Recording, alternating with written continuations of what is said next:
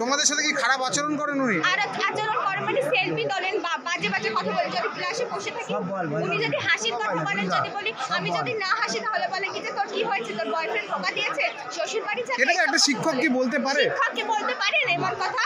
বলতে পারেন? তোমরা কি চাইছো? আমরা চাই হেড স্যার যা চাই তাই চাই, কিন্তু হেড স্যারও তো আশিক স্যারের দলেই। মানে দুজনে একসাথে এইসব করে? স্কুলের প্রতিটা ছাত্রীর সঙ্গে কি এরকম ঘটনা ঘটে? প্রত্যেকটা ছাত্রী আমি এখন বলতে পারবো না, কেউ এখন মুখ খুলবে না। আমার সাথে যেটুকু হয়েছে আমি সেটুকু বলবো। কবে থেকে করছে এরকম? অনেকদিন থেকে শুনছি। আমার মেয়েও করতো, অনেকদিন হয়ে যাচ্ছে। আমার মেয়ের আছে। আপনার মেয়ের সাথেও কি এরকম করছে? লজ্জাতে বাড়ি গিয়ে বলে না কিছু। মানে ওনার স্বভাব চরিত্র ভালো? ভালো না, সবাই বলে। আপনারা চাইছেন কি? আমরা চাচ্ছি উনি ট্রান্সফার হয়ে যাবে। কি নাম? এখানে শিডিউল কাস্ট তপশিলি জাতি উপজাতি স্কুল এটা, কিন্তু আমাদের এই স্কুলে হেডমাস্টার এবং সহকারী শিক্ষক আশিস মাস্টার যতদিন এই যাবতীয় স্কুলে এসছে বিভিন্ন ধরনের অভিযোগ এই হেডমাস্টার আর আশিস মাস্টারের বিরুদ্ধে আমরা অভিযোগ পাচ্ছি বিভিন্ন। এর আগেও যখন ছিলেন ওনার দায়িত্বই হচ্ছে স্কুলে এসে শুধু 9-10 ক্লাস নেবে, তাও ছেলেদের নয়। উনি মেয়েদের বাচ্চা মেয়েদেরভাবে আলাদাভাবে উনি ক্লাস নেন এবং সেই সব মেয়েদেরকে শ্লীলতাহানি উনি করেন। সেই বাচ্চাকে বলে যে যদি তুই কোনো রকম বাড়িতে বলিস বা কাউকে বলিস তাহলে আমি প্রজেক্টে নাম্বার তোকে দেওয়া হবে না। এবং এই স্কুলের একজন মাস্টার 10 নাম্বার প্রজেক্টে দিয়েছে এবং সহকারী শিক্ষক সেই নাম্বারটা 4 নাম্বার করে দিয়েছে। এমন অভিযোগ রেখে ছেলেপেলেকে ভয় দেখায়। তো আপনারা বলুন যে এইভাবে যদি একটা শ্লীলতাহানির কেস করেন, এই দুটো মাস্টারই জড়িত, হেডমাস্টার এবং আশিস বিশ্বাস, তাহলে কেন আজকে পঠন পাঠন ঠিক হয় স্কুলে? পঠন পাঠন তো একেবারে নদিয়া জেলার মধ্যে সবচেয়ে খারাপ রেজাল্ট করেছে। এখানে তো সাংসদের বাড়ি, সাংসদের এলাকা, সাংসদের দৃষ্টি আকর্ষণ করছি এবং আমরা রাজ্য সরকারের কাছে আমাদের দৃষ্টান্ত বড় জিয়াপুরের এই সমস্ত আপামর জনসাধারণের আবেদন যে আপনি প্লিজ আমাদের দরকার হেডমাস্টার আর সহকারী মাস্টারকে আমরা অপসারণ চাই। এনারা এখান থেকে না জবাব দেয় স্কুলের উন্নয়ন হবে না। আমাদের স্কুলের পলিসি হচ্ছে যে প্রত্যেককেই 10-এ 10 দেয়। আজ পর্যন্ত 4 কেউ নেই। যদি না ক্লারিক্যাল কোনো মিস্টেক হয় আমরা 10-এ 10 দিই এবং 11-12 ক্ষেত্রে আমাদের 20-তে 20 দেওয়া হয়।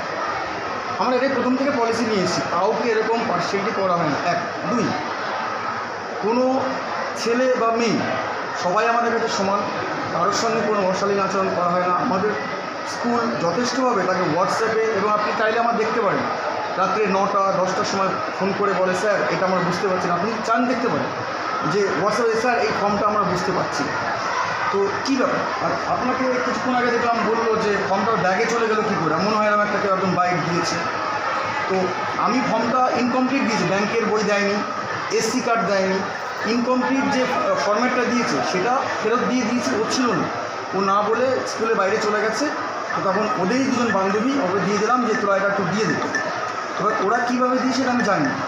আর অশ্লীলতা যেটা ব্যাপার দেখলেন তো, কতগুলো মেয়েরা এসে আমার সাপোর্টেই আসলো, দেখলেন তো ওরা এসে প্রোটেস্ট করলো যে এটা ঠিক নয়।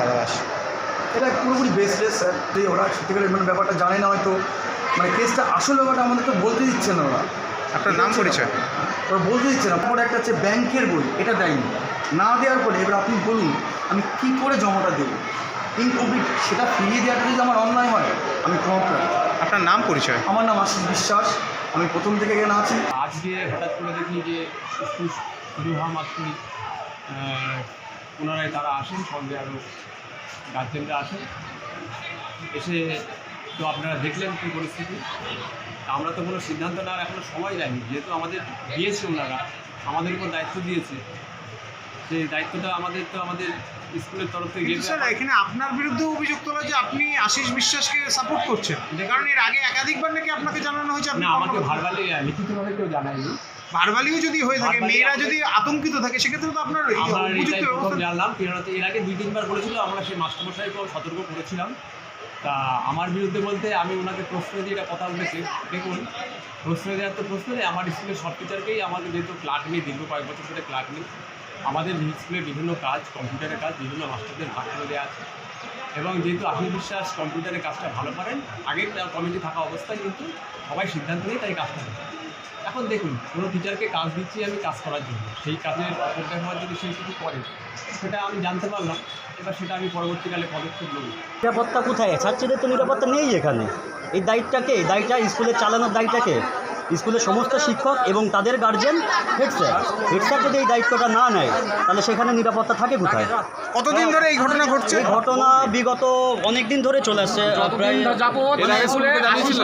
যতদিন আশিস স্যার আমাদের স্কুলে এসেছেন ততদিন থেকে এই অভিযোগটা লিখিতভাবে নয় কিন্তু মৌখিকভাবে সবার মুখে মুখে চলে আসছে। ছাত্রীরা কি রীতিমতো এখানে আতঙ্কিত? স্কুলের ছাত্রীরা অবশ্যই আতঙ্কিত এবং এরকম একটা ইনফরমেশন আমাদের কাছে এসেছে যে অনেকে মুখ খুলতে চায় না, তারা বাচ্চা, তাদের কারণ প্রজেক্টের নাম্বার কমিয়ে দেওয়া হয়।